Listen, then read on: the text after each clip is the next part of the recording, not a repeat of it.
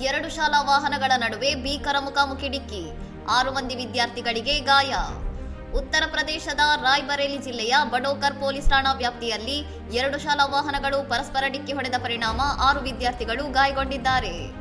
ಸತ್ಯನಾರಾಯಣಿ inter ಕಾಲೇಜಿನ bus ಹಾಗೂ Leo convent ಶಾಲೆಯ ಮ್ಯಾಜಿಕ್ ವ್ಯಾನ್ ನಡುವೆ ನಡೆದ ಈ ಅಪಘಾತದಲ್ಲಿ ವಿದ್ಯಾರ್ಥಿ ಅರ್ಶನ ಕಾಲ್ ಮುರಿದಿದ್ದು, ಅವರನ್ನು ಹೆಚ್ಚಿನ ಚಿಕಿತ್ಸೆಗಾಗಿ ಜಿಲ್ಲಾ ಆಸ್ಪತ್ರೆಗೆ ದಾಖಲಿಸಲಾಗಿದೆ. ಡಿಕ್ಕಿಯ ತೀವ್ರತೆಗೆ ವಾಹನಗಳು ಜಖಂಗೊಂಡಿದ್ದು, ಒಳಗಿದ್ದ ವಿದ್ಯಾರ್ಥಿಗಳ ಕಿರುಚಾಟ ಕೇಳಿ ಸ್ಥಳೀಯ ಗ್ರಾಮಸ್ಥರು ತಕ್ಷಣವೇ ಸ್ಥಳಕ್ಕೆ ಧಾವಿಸಿ ರಕ್ಷಣಾ ಕಾರ್ಯಾಚರಣೆಯನ್ನು ಕೈಗೊಂಡರು. ಗಾಯಗೊಂಡ ಇತರ ವಿದ್ಯಾರ್ಥಿಗಳಾದ ವಿಜಯಲಕ್ಷ್ಮಿ, ರಾಗಿಣಿ ಹಾಗೂ ಮೋನಿ ಅಗ್ರಹರಿ ಅವರಿಗೆ ಬೇಲಾಬೇಲದ ಸಮುದಾಯ ಆರೋಗ್ಯ ಕೇಂದ್ರದಲ್ಲಿ ಚಿಕಿತ್ಸೆ ನೀಡಲಾಗುತ್ತಿದೆ.